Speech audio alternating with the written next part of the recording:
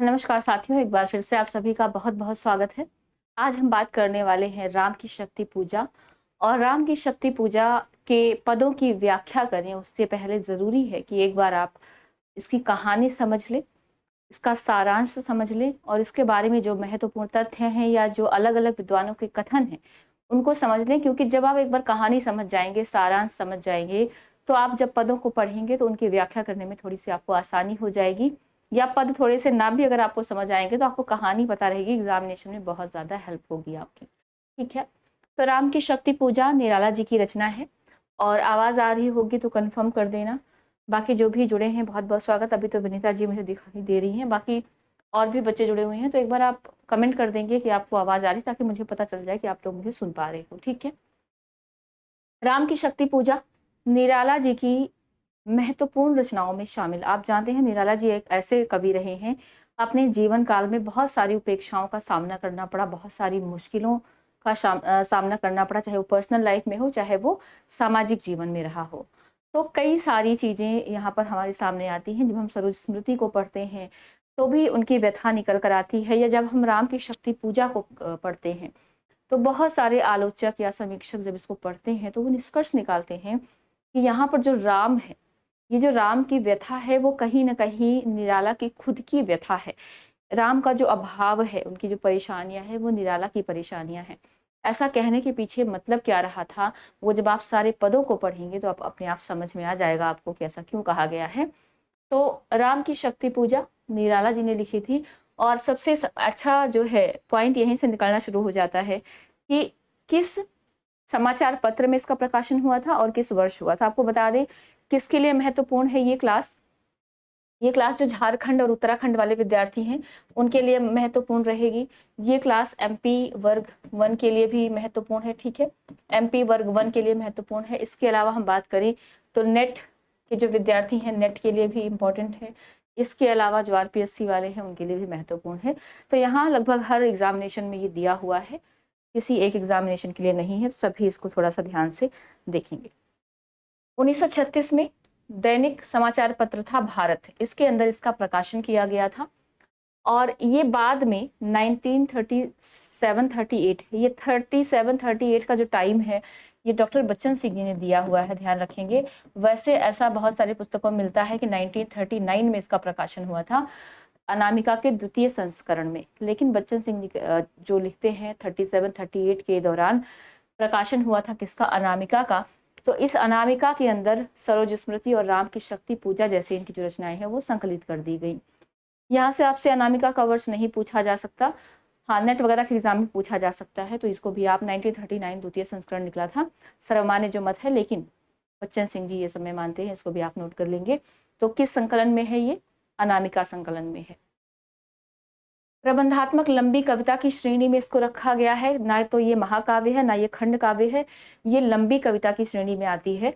और इसको शक्ति छंद में रचा गया है। शक्ति छंद क्या है, प्रत्येक चरण में 8-8 मात्राएं होती हैं, ध्यान रखेंगे।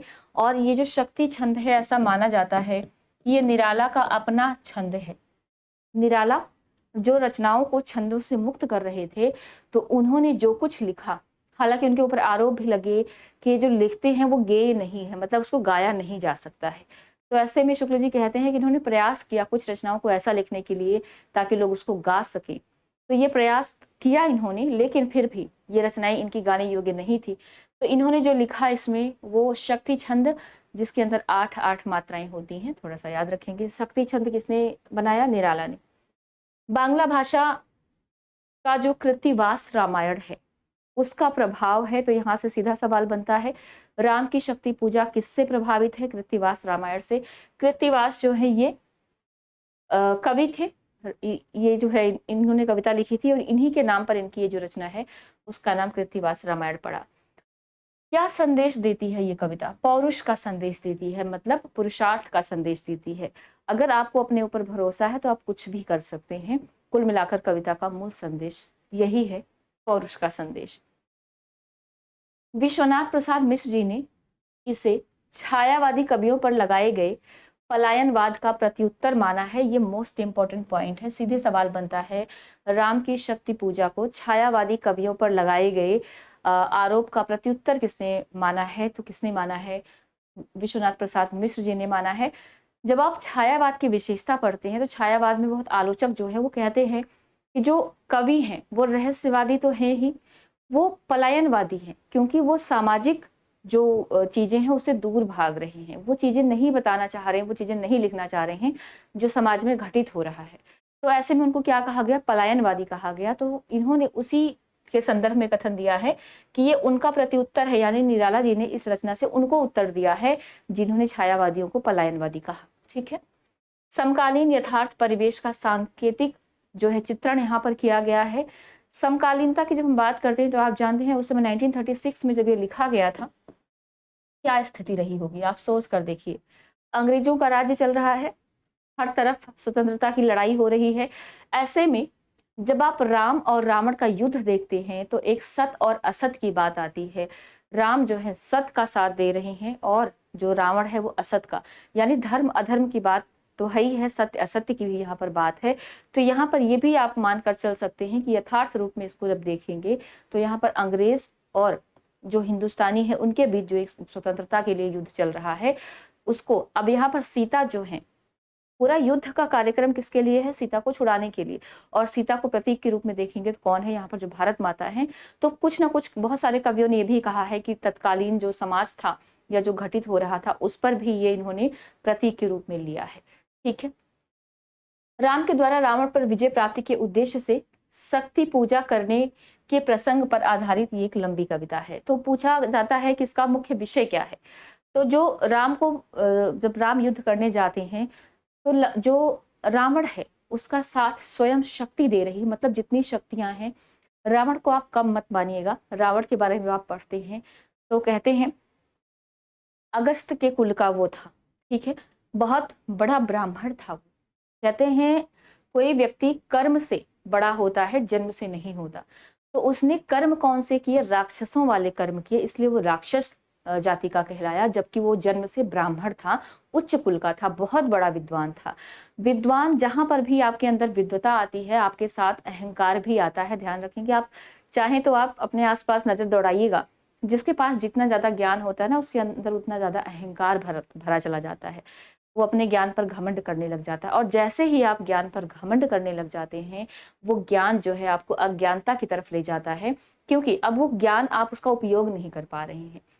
क्योंकि जैसे ही आपके अंदर घमंड आया, आपके सोचने समझने की जो क्षमता है, जो शक्ति है, वो जाती रहती है, क्षीण होती रहती है। इसके संदर्भ में मुझे याद आ रहा है दिनकर जी की एक पंक्ति रश्मि रथी में, जब वो कहते हैं जब नाश मनुष्य पर छाता है पहले विवेक मर जाता है। पढ़ी होगी आप लोगों ने। जब इंसान का पतन होने वाला होता है तो उसका सारा ज्ञान, सारा विवेक जो है स्वतः ही नष्ट हो जाता है।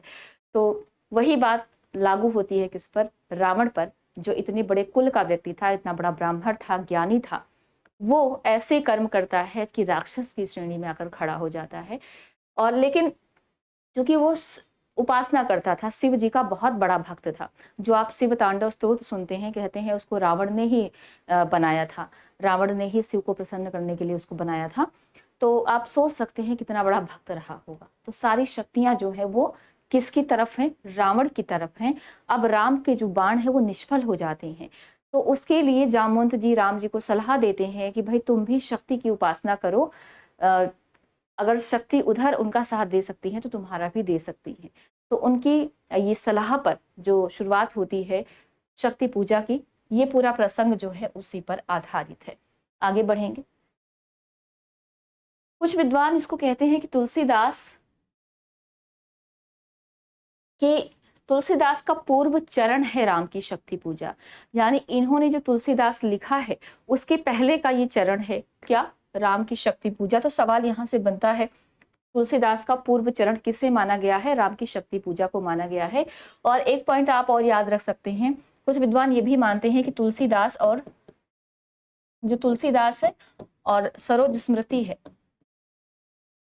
इन दोनों की छवि जो है किसी एक में अगर आपको दिखाई देती है तो वो राम की शक्ति पूजा के अंदर दिखाई देती है। तो ये कुछ पॉइंट जो है आपको याद रखना चाहिए। पूरी जो राम की शक्ति पूजा है ये 5 इसके जो कथानक हैं, मतलब जैसे जैसे कथा आगे बढ़ती है ये कथा पूरे दृश्य बिंब में चल रहा है, ध्यान रखेंगे। मतलब पूरा नाटकीय हो जाता है। इसके अंदर क्या है, नाटकीयता आपको दिखाई देती है। नाटकीयता कहने का मतलब ऐसा संवाद इसके अंदर योजना, संवाद योजना रखी गई है, पूरा दृश्य बिंब है। आप जब इसको पढ़ेंगे तो आपकी आंखों के सामने एक युद्ध का मैदान नजर आएगा। बहुत सारी चीजें आपको यहाँ पर आगे पढ़ने को मिलेंगी। तो जैसे जैसे कहानी आगे बढ़ती है उसके आधार पर विद्वानों ने इसको 5 चरणों में विभाजित कर दिया है। 5 चरण कौन से हैं? एक तो जब शुरू होता है, शुरुआती पंक्ति है रवि हुआ अस्त। तो रवि हुआ अस्त इसको पहला चरण माना गया है। सूरज डूब गया है। मुझे याद आ रहा है, मैं यहाँ पर थोड़ा सा करेक्शन करवाना चाहूंगी। लास्ट जो एमपी में हमने टेस्ट लिया था एक यूनिट 18 के अंदर या 20 के अंदर, उसमें एक सवाल था कि कौन सा कथन असंगत है, और वहां पर हमने असंगत को संगत बना दिया था। और वो पहला ऑप्शन था कि रवि हुआ अस्त का अर्थ क्या निकल के आ रहा है, लक्ष्मण का मूर्छित हो जाना लगाया। सही सही नहीं होगा वो, उसको सही कर लेंगे। वो कथन जो पूछा गया था असंगत, असंगत वो था कि राम ये जो कथा है वो लक्ष्मण के शक्ति लगने की कथा है, तो वो असंगत कथन था। यहाँ पर शक्ति की कोई बात नहीं हो रही है, लक्ष्मण के मूर्छित होने की बात नहीं हो रही है, ठीक है। रावण और राम के युद्ध की बात हो रही है। तो रवि हुआ अस्त पहला चरण है। लौटे युगदल ये दूसरा चरण है अमानिशा यानी अमावस्या हो चुकी है। तीसरा चरण है खिल गई सभा, यानी ये चौथा चरण है। और निशि हुई विगत, ये 5वां चरण है। तो ये 5 चरणों की एक एक पंक्ति आपको पता होनी चाहिए, ठीक है। कहानी कहाँ से शुरू होती है? ये 5 चरण 5 अलग अलग कथानक को दिखा रहे हैं। रवि हुआ अस्त यानी अब शाम हो गई है, युद्ध का कोई परिणाम नहीं निकला है, सेना अपने शिविर में लौट रही है, बहुत ज्यादा निराश है। दूसरा है लौटे युगदल, यानी जब सेना निराश होकर अपने मंडप के अंदर, जिसको कहते हैं आप, जो इनका लगा हुआ है शिविर, उसके अंदर लौट रही है, उसकी बात है अमानिशा अमावस्या की रात्रि है, सब उदास बैठे हुए हैं, उपाय सोच रहे हैं, और यहीं पर उपाय मिल जाता है। और जब उपाय मिल जाता है तो खिल उठी सभा, सारी सभा के अंदर प्रसन्नता आ जाती है कि अब राम पूजा करेंगे और उनको शक्ति प्राप्त हो जाएगी। और निशी हुई विगत अंतिम ये पंक्ति है, जब उनको शक्ति जो है प्राप्त हो जाती है। तो 5 चरण में आप इसको विभाजित कर सकते हैं। चलिए अनुराग जी, राव जी सोलंकी और अनुराधा जी, मनीषा जी, विनीता जी, बहुत बहुत सबका स्वागत। आगे बढ़ेंगे। अब यहाँ से कुछ विद्वानों के कथन देखेंगे, उसके बाद पूरा कथानक एक बार देखेंगे।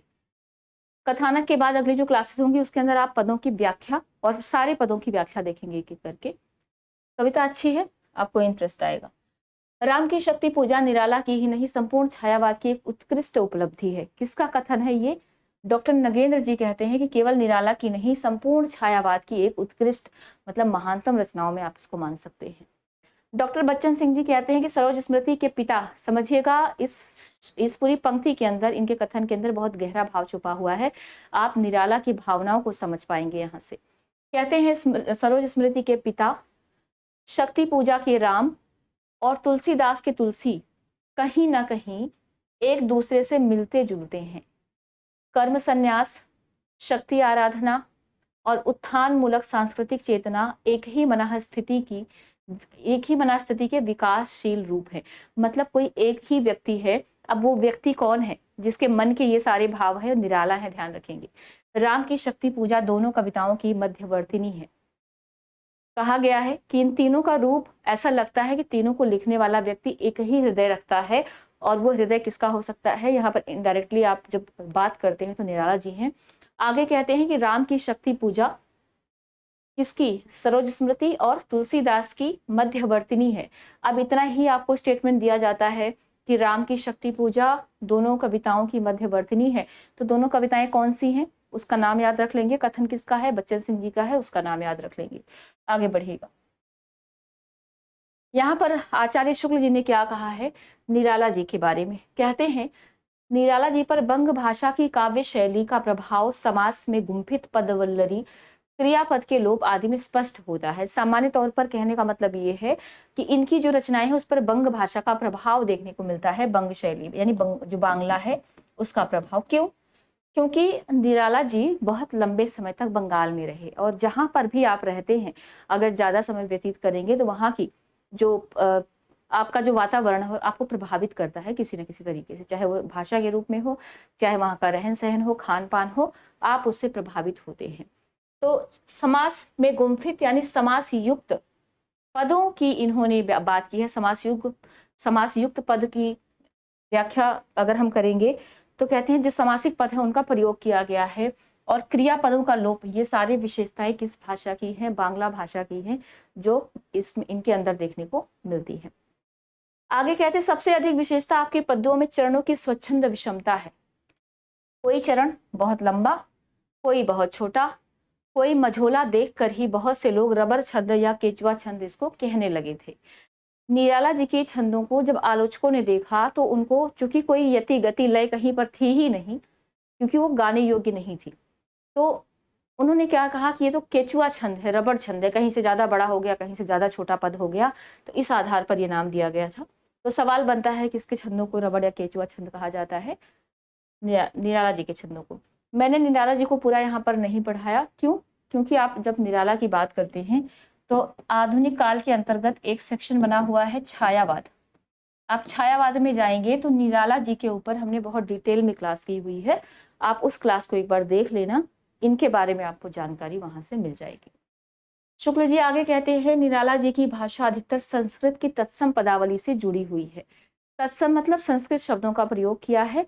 ये सारे तत्सम शब्द आपको राम की शक्ति पूजा के पद पढ़ते समय समझ में आ जाएंगे, जिसका नमूना हमें राम की शक्ति पूजा में मिलता है। इनकी भाषा में व्यवस्था की कमी प्रायः रहती है, मतलब भाषा व्यवस्थित रूप में नहीं चल रही है, जिससे अर्थ या भाव व्यक्त करने में कहीं ना कहीं बहुत मतलब कहीं बहुत ढीली पड़ जाती है। कोई उसका अर्थ सामान्य तौर पर नहीं निकाल सकता, हर पढ़ने वाला अपने अपने तरीके से उसका अर्थ निकालता है, क्योंकि उसके अंदर पदों की जो प्रॉपर कह सकते हैं पदों की जो संख्या होनी चाहिए थी वो नहीं है। कम शब्दों में इन्होंने ज्यादा गहरा अर्थ देने का प्रयास किया है। ठीक, ये तो शुक्ल जी की बात होगी। बच्चन सिंह जी क्या कह रहे हैं एक बार और देख लेते हैं। शक्ति पूजा का मूल स्रोत कृत्तिवास का बांग्ला रामायण है, किंतु बांग्ला रामायण की कथा में वर्णन की स्थूलता, मतलब कहता है बहुत ऊपरी ऊपरी, इन्होंने स्थूल का मतलब बहुत बड़ा बड़ा या ऊपरी ऊपरी बात कही है।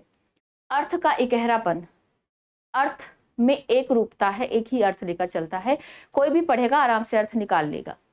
और बंगाली भावुकता है, मतलब कुछ इमोशंस जुड़े हुए हैं जो बंगाल के अंदर लोगों के अंदर देखने को मिलते हैं। निराला की राम की शक्ति पूजा में सूक्ष्मता के अनेक स्तरों पर विचरण करने वाली अर्थ योजना, मतलब बहुत बारीक अर्थ योजना इन्होंने रखी है कि हर पढ़ने वाला, हर पाठक अलग अलग तरीके से उस अर्थ को निकालता है। हिंदी प्रदेश का संचय और पौरुष है, हिंदी प्रदेश का जो सामर्थ्य आप कह सकते हैं वो सब इसके अंदर निराला जी ने रखने का प्रयास किया है।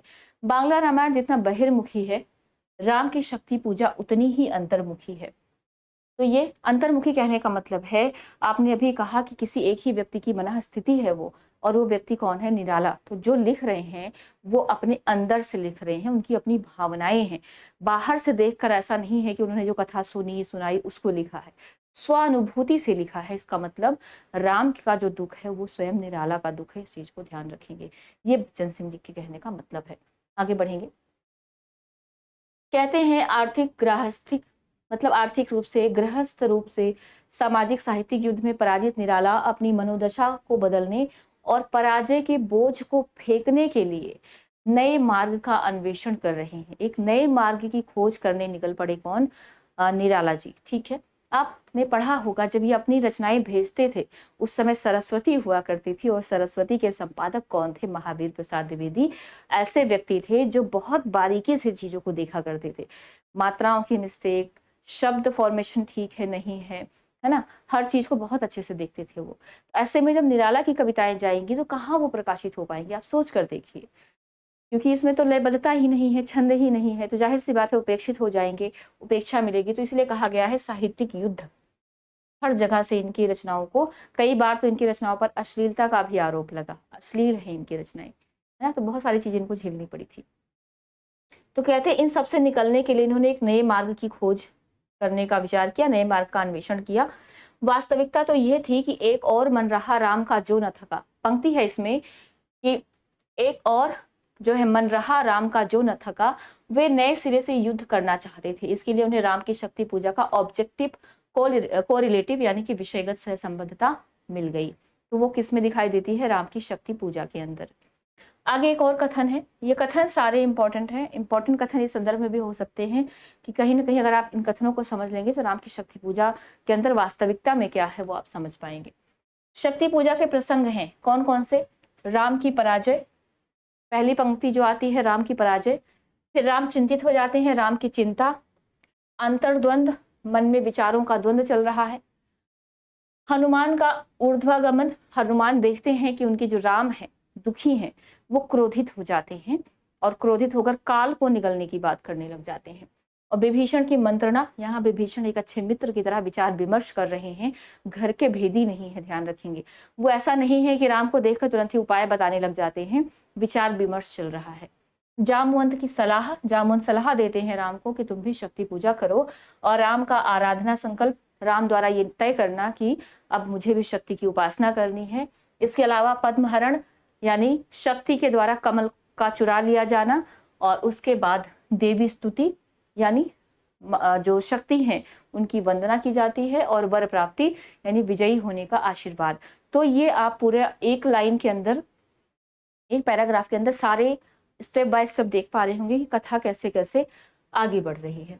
इन प्रसंगों के वर्णन की एक सूत्रता और उदात्तता इस तरह प्रस्तुत की गई है मानो विशाल शिलाखंड को तराश कर उदात्त, भव्य और कलात्मक मूर्ति निर्मित कर दी गई हो। मतलब ये जो घटनाएं चल रही हैं, ऐसा लगता है कोई बहुत बड़ी मूर्ति बना दी हो रचनाकार ने। कथन किसका है तो ध्यान रखेंगे, बच्चन सिंह जी का है।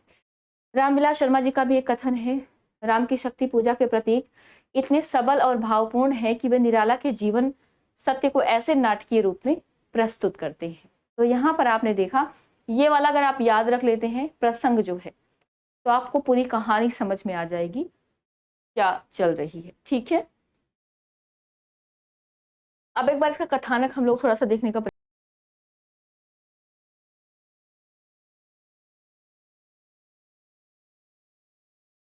कथानक शुरुआत होती है राम रावण के युद्ध के साथ, और पूरा कथानक आपको यहीं पर नजर आ जाएगा। इसको आप बाद में पढ़ लीजिएगा, मैं चाहूंगी कि मैं यहीं से थोड़ा रिलेट कर पाऊँ स्टेप बाय स्टेप, ये ज्यादा मुझे लगता है इजी रह जाएगा।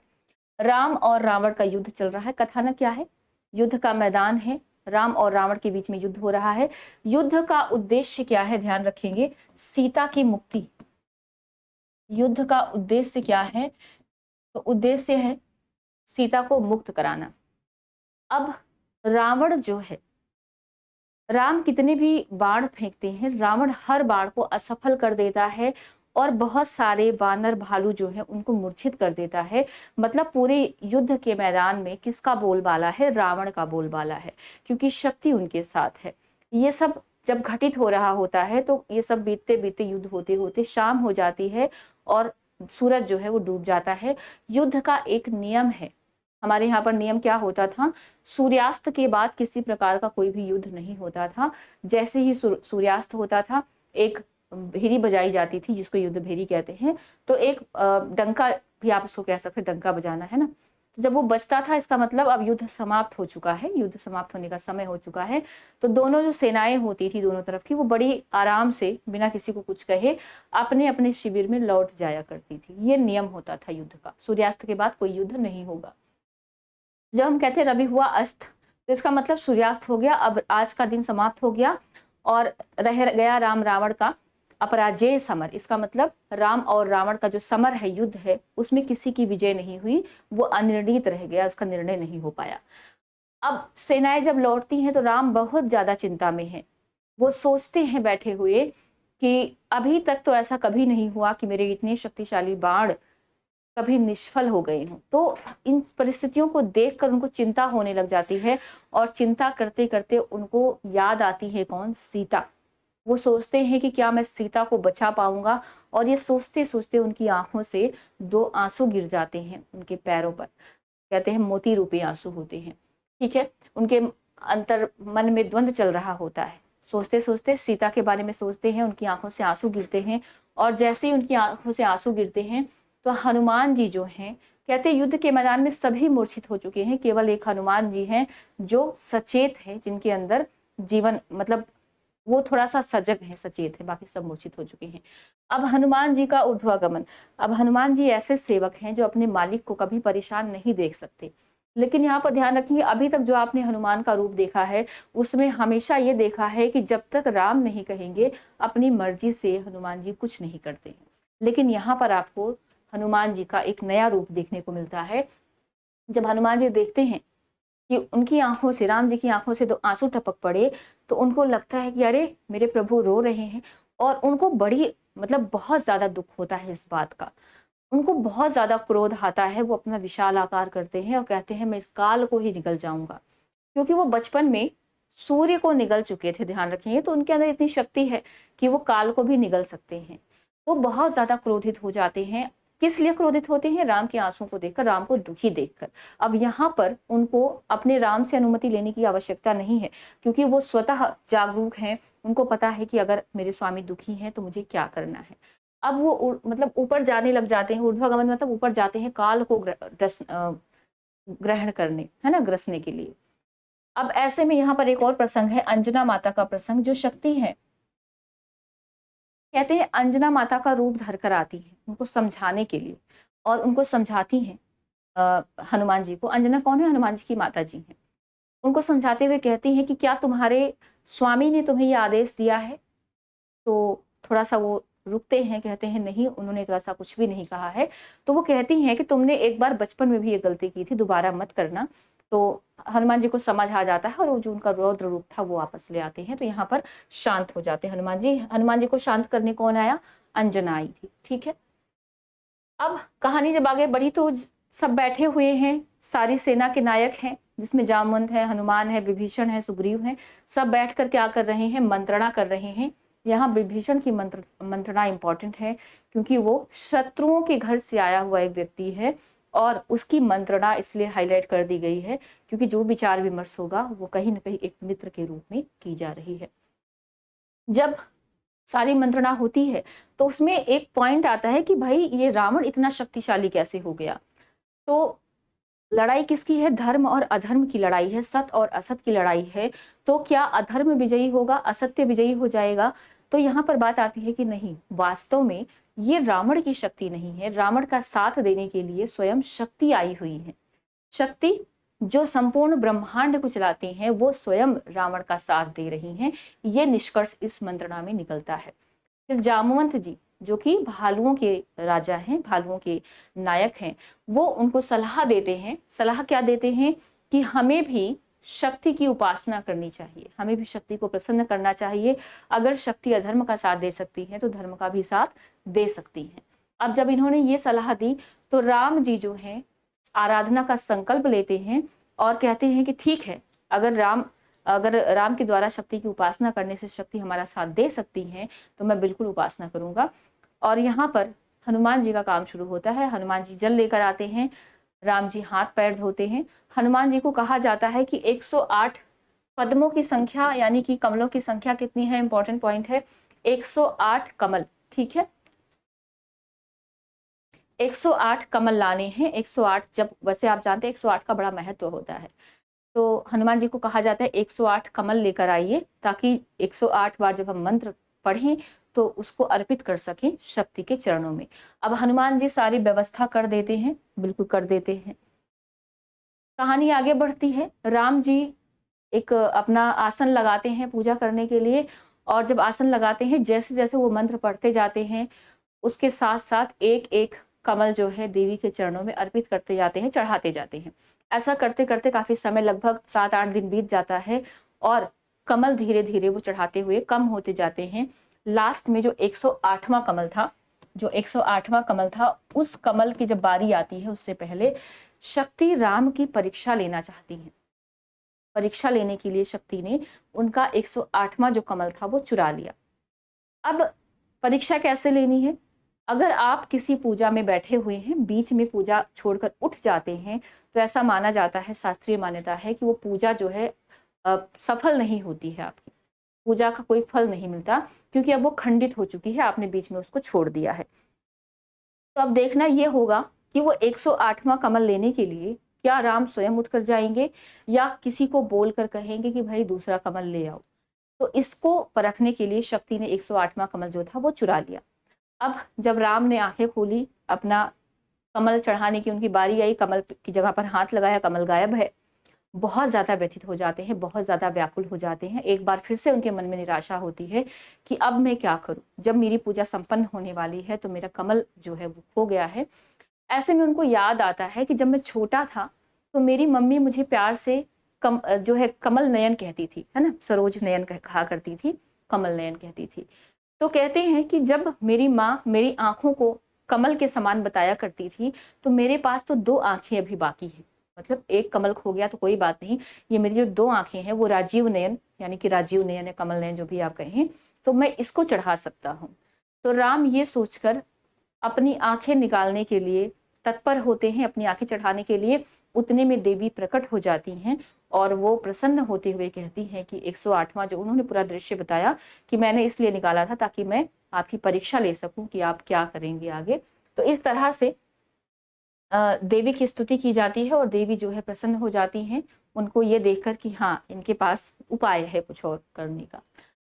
उसके बाद देवी जो है प्रसन्न होकर वर देती हैं, वरदान देती हैं और कहती हैं कि ये तुम्हारा जो युद्ध होगा इसमें विजयी होगे, क्योंकि यहाँ पर धर्म की विजय होने वाली है। तो फाइनली अब जो शक्ति है जो अभी तक अधर्म का साथ दे रही थी, अब वो किसकी तरफ आ गई हैं, राम की तरफ आ गई हैं और उनको आशीर्वाद देती हैं कि जाओ युद्ध में तुम्हारी विजय जो है वो निश्चित होगी। तो यहाँ पर आकर ये जो कहानी है पूरी समाप्त हो जाती है। तो ये सारे स्टेप बाय स्टेप आप देखते हैं कैसे एक दृश्य के रूप में पूरी कहानी चलती रहती है और पूरा कथानक जो है इस कहानी का यही निकल के आता है।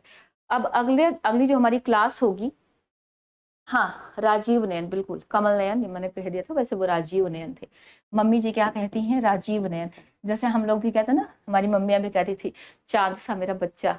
तो हम चांद तो है नहीं, लेकिन वो उपाधि हमें मिल गई है, समानता चांद जैसी मिल गई है। तो वैसे ही राजीव नयन, जिसके राजीव के समान नयन है, कमल की पंखुड़ियों के समान नयन है। ठीक है, तो ये पूरा कथानक मुझे लगता है आपको समझ आया होगा। अब जब आप पदों की व्याख्या पढ़ेंगे तो आपको बहुत ज़्यादा दिक्कत नहीं होगी घटनाएं पढ़ने में। हालांकि ये जो राम की शक्ति पूजा है ये तत्सम शब्दावलियों से देखते हैं, तत्सम शब्दावलियां इसके अंदर ज़्यादा हैं। तत्सम कहने का मतलब संस्कृत शब्दावलियों का प्रयोग किया गया है, शब्द थोड़े कम रखे गए हैं, अर्थ आपको बहुत गहराई से निकालना पड़ेगा। तो बहुत अच्छे से इसको समझते हुए हो सकता है 2 से 3 या 4 क्लासेस में इसको खत्म करना पड़े। तो आगे आने वाले 2-3 दिनों में हम इसी को देखने वाले हैं। कहानी समझ में आई होगी तो बताइएगा। और विनीता जी कह रही है मैं अभी ट्रेन में हूँ इसलिए नेटवर्क प्रॉब्लम हो रही है। कोई नहीं, आप बाद में देख लेना। ट्रेन में सफ़र, भाई इतनी गर्मी में, अच्छा आप गाँव जा रही हूँ तो छुट्टियों में लोग गाँव जाते हैं। चलिए, तो फिलहाल इस क्लास को यहीं पर समाप्त करेंगे और ये PDF आपको भेज दी जाएगी आज या कल में। कल संडे है, कल कोशिश करेंगे एक क्लास इस राम की शक्ति पूजा की व्याख्या देख लेंगे और यूट्यूब पर कोई टेस्ट नहीं होगा कल। ठीक है, तो चलिए, बहुत बहुत धन्यवाद सभी का। मिलेंगे कल पदों की व्याख्या के साथ। तब तक आप एक बार रिवीजन कर लीजिएगा। देखो, किसी भी चीज़ की अगर ज़रूरत हो आप लोगों को, मैं थोड़ा सा बताना चाहूँगी, खासकर जो यहाँ पर MP वाले जुड़े हुए हैं जिनका एग्जामिनेशन है। आपको किसी भी चीज़ की कोई ऐसा टॉपिक जो आपको समझ नहीं आ रहा है, आप व्हाट्सएप पर मैसेज करेंगे। कुछ ऐसा कंटेंट जो आपके पास नहीं है पढ़ने के लिए, आप उसके लिए मैसेज करेंगे। अगर आप जुड़े हैं तो मैं नहीं चाहती कि आपके पास किसी चीज़ की कमी रह जाए, इस वजह से बाद में ये हो कि मेरे पास ये नहीं था, वो नहीं था। और एक सवाल जो आकांक्षा जी ने शायद पूछा था, MP के टेस्ट अलग से हैं क्या? अभी तो MP के जो, देखो MP के जो टेस्ट हो रहे हैं, जो आपका साहित्य वाला चल रहा है 8 बजे, वो कॉमन है। उसमें MP के जो आपके यूनिट 1 से लेकर आई थिंक 12 तक या 11 तक, जिसमें आप देखते हैं आपका व्याकरण और साहित्य आ जाता है। ठीक है, तो 1 से लेके 11 तक है मुझे लग रहा है। तो अभी जो कॉमन से टॉपिक चल रहे हैं वो आपका, आप उसको अटेंड करें। ठीक है, यहाँ से साहित्य और व्याकरण वाले पोर्शन आपके कवर हो रहे हैं, जिसमें साहित्य, इतिहास लेखन, महत्वपूर्ण रचनाएं, रचनाकार, वो सब आ जाते हैं। और जो आपके अलग से यूनिट दिए गए हैं उनको आपको यूनिट वाइज करना है। यूनिट वाइज हम करवा रहे हैं, 3 यूनिट कर चुके हैं और जो बचे हुए यूनिट हैं उनको भी कवर कर लेंगे। लेकिन ये जो डेली टेस्ट हो रहा है इसको आप इग्नोर नहीं करेंगे, क्योंकि ये वो टॉपिक हैं जो आपके सिलेबस में ऑलरेडी मेंशन है। ठीक है, इनको भी आपको अटेंड करना है। साथ में एप्लीकेशन पर आपको वीकली टेस्ट मिल रहा होगा, डेली टेस्ट और वीकली टेस्ट। वीकली टेस्ट को आप ज़रूर अटेंड करेंगे। वीकली टेस्ट में क्या है, जो पूरे हफ्ते आपकी क्लासेस हुई थी, जब हम पिछली क्लास कर रहे थे तो पूरे हफ्ते में जो चैप्टर्स होते थे उन्हीं में से सवाल उठाते थे। फिर वो चाहे आदिकाल हो, भक्ति काल, रीति काल, आधुनिक काल, सबके सवाल आपको देखने को मिल जाते हैं। तो आप कोशिश करें जो आपका वीकली टेस्ट है उसको जरूर अटेंड करें, वो आपको एप्लीकेशन पर ही मिल जाएगा। ठीक है, ये पीजीटी वाला सेक्शन है।